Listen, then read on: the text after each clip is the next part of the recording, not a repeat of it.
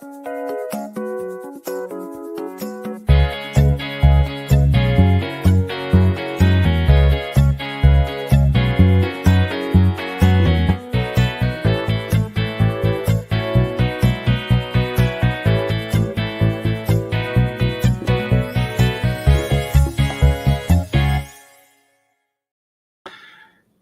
morning, everyone. It is Thursday, July 18th, 2024. It's 9 a.m. here in Tucson, Arizona, which means it is time for the Mindful Moment.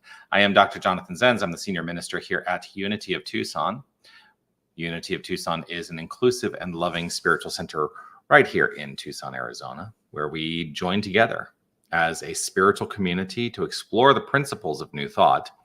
And we explore those principles with this idea in mind, that the exploration of those principles, and I think even more, perhaps, if you would like to consider the adoption of those principles, it's up to you if you want to adopt them, but the adoption of those principles will guide us towards defining a personal purpose, mastering spiritual understanding, and creating a spiritual practice. And those things have worked in my life to enhance the quality of my life. And so that's why I do what I do here as I do it. The Mindful Moment is one of those opportunities that I take every Monday through Thursday at 9 a.m. to engage, as Jean-Luc Picard would say on Star Trek: The Next Generation. Yes, I am a Star Trek nerd. Don't know if you know that about me. Love me some Star Trek. Whether you're watching live or on the replay, I would love for you to post a comment and let me know that you are here. Always a delight to see those comments come through. I did say yesterday that I might be pre-recorded because I had some stuff that was coming up, but guess what? I'm not. So look, I have access to the live comments. Reverend Jerry Stratemeyer, blessings everyone, and blessings to you. Grateful to see you this glorious day. Roberta, good morning to you as well. William, lots of hot peeps in Tucson today. Yes, we love all of you, and all these hot peeps, we love you. So grateful, grateful, grateful. I do, of course, want to offer my reminder as I do, which is to say this: you are love, you are light, you are life, you are magnificent. And I am so grateful that you shine your light and share your magnificence. Thank you for doing that. Sherry, woohoo! Happy day to all, and happy day to you, my friend. So there are thoughts that have been coming up, lots of ideas and constructs and this and that. And one of the things that comes up that got sent as an email was asking, and I'm going to tell you, I'm going to pose the question, and I would actually be interested to know your approach, your thoughts in response to this question. Go ahead and feel free to put them in the chat, because I am going to be working on formulating my understanding so that I can carefully express it utilizing this clumsy tool I have called language in a way that makes sense. So the question that came through was from one of you that said, or a request to explain the difference between silence and stillness. Silence and stillness. And they could very much on the surface be viewed as the same thing. But I think there's a deeper understanding around the difference between silence and stillness. So let's first of all acknowledge that we engage in the practice of silence and or the practice of stillness as a meditation tool, that when we are stepping our practice of meditation into action, that what we are doing is we are allowing ourselves to either exist in silence and in stillness, or to be the silence or be the stillness. Full-bodied silence, full-bodied stillness, full-minded silence, full-minded stillness. So what is the difference?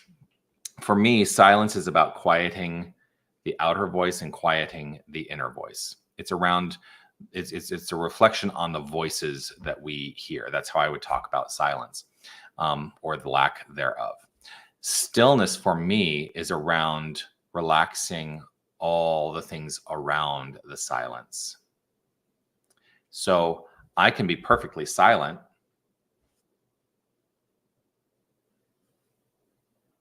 and still not be still.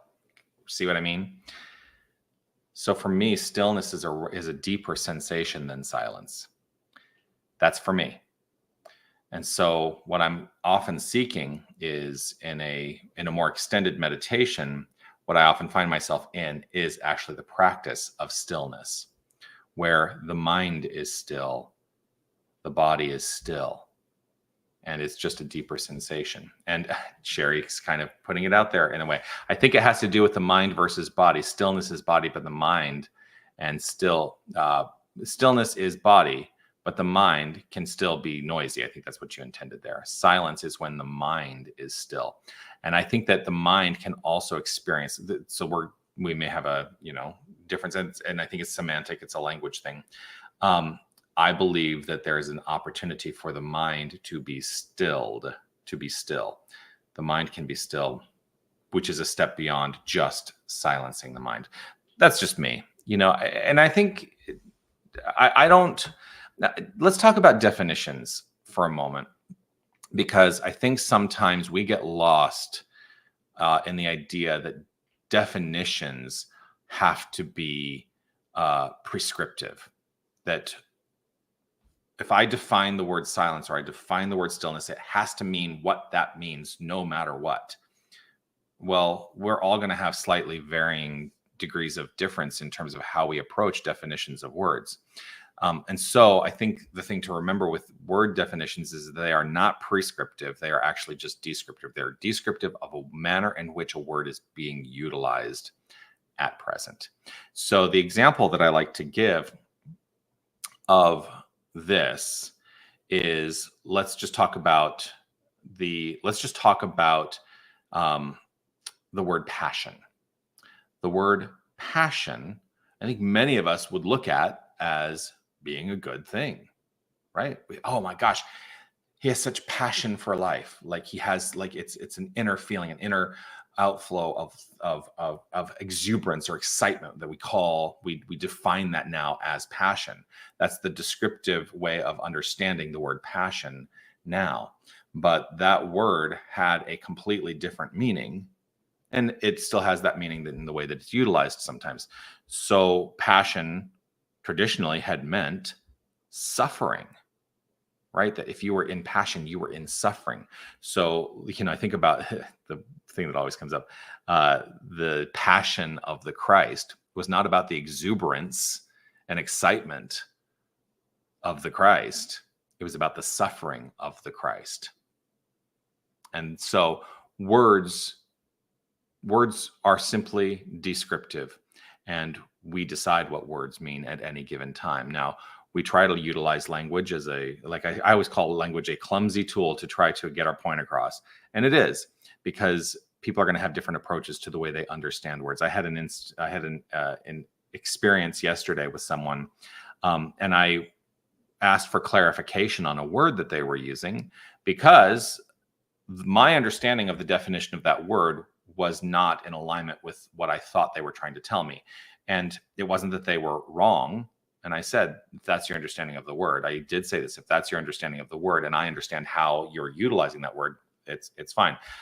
And then I said, I think the word that you might be better understood in utilizing is another word when you're talking about this idea, right? So descriptive, not prescriptive, but we're all doing the best we can to make it all work. Anyway, I kind of went on a long thing about words there, didn't I? Sherry says, I think we are saying the same, but have then opposite. I think we are saying the same, but have the opposite. So I don't know that we have the opposite, Sherry. For me, the body can be silent. The voice can be silent. We can immerse ourselves in silence. And a deeper level for me is actually stillness. That the body, the mind, and our environment can be still, and that's something deeper than silence. So, like I say, I think we are saying the same thing, but I don't know that they're opposite ideas. That's just me. I'm going to have to think on that. Maybe I'll bring it to the rant tomorrow. I'll ask Saint Steph about her approach to understanding the difference between silence and stillness. I think it'd be a great conversation for us to have. All right, well, let's engage in the practice of affirmative prayer. If it is safe and comfortable for you to close your eyes, I invite you to do so. Welcome you to the practice. What I do is when I close my eyes, it invites me, ready? First of all, to quiet the mind, to step into the practice of silence. And as I quiet the mind, it is an invitation to look within to the activity of the inner life. And so that activity is not stillness, but I can be in the silence and open up in awareness to something that is happening. That something is the outflow, the flow at all times of this magnificent thing called God. For God is all there is. That is the only thing that exists. God, this greatness on demand, this creative source, this creative resource, this infinitely evolving, ever flowing, changing, moving creative source. And through the utilization of ideas, it is being formed in the world of expression. And there is nothing in the world of expression that is not wholly divine. We are each and every one of us, all creation. It is all this magnificent thing we call God. And so I open up my awareness to a greater sensation and understanding of the one power, the one presence, the one wholeness, knowing that this is who and what I am, and this is who I encounter in every interaction. And so I trust in the flow of this goodness in whatever way I choose to practice it. And I choose to practice it in the silence. I choose to practice it in the stillness. I choose to practice it in the exuberance and the passionate. And I choose to experience it in the times that are not feeling so exuberant. For what I have found is that an understanding of God as all there is a healing consciousness. And so, as I allow myself to focus on the healing, the revealing of the divinity at the core of all experiences, at the core of all circumstances, I allow an easeful flow. And so I revel in the ease. I revel in the grace. I revel in the goodness. And in this revelation, I am grateful. I allow gratitude to unfold from within. I allow the feeling of appreciation to overflow. And it is this feeling that flows and allows and fuels this creative engine. And so I trust and know that everything that flows forth is rooted in this feeling of gratitude, of appreciation. So I simply let it be. I step out of the way of the divine circuits doing their perfect work, and I allow. And I affirm this by saying, and so it is. Amen.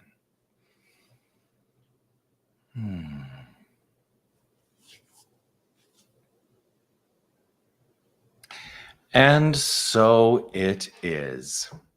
Well, always a delight to share some time with you. I will be back for the Mindful Moment again on Monday at 9 a.m. Tucson time.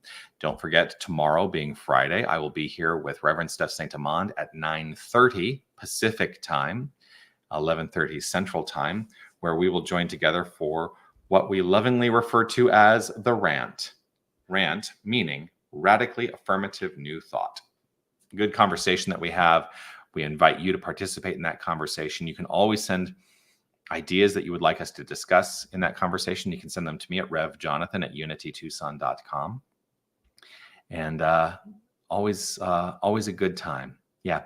So that's it. Peace and blessings to you. I'll see you tomorrow at 9:30 for the rant. If you'd like to join us on Sunday here at Unity of Tucson, Sundays at 10 o'clock Tucson time, we have our celebration service, and you can join in person or online for that. So yes.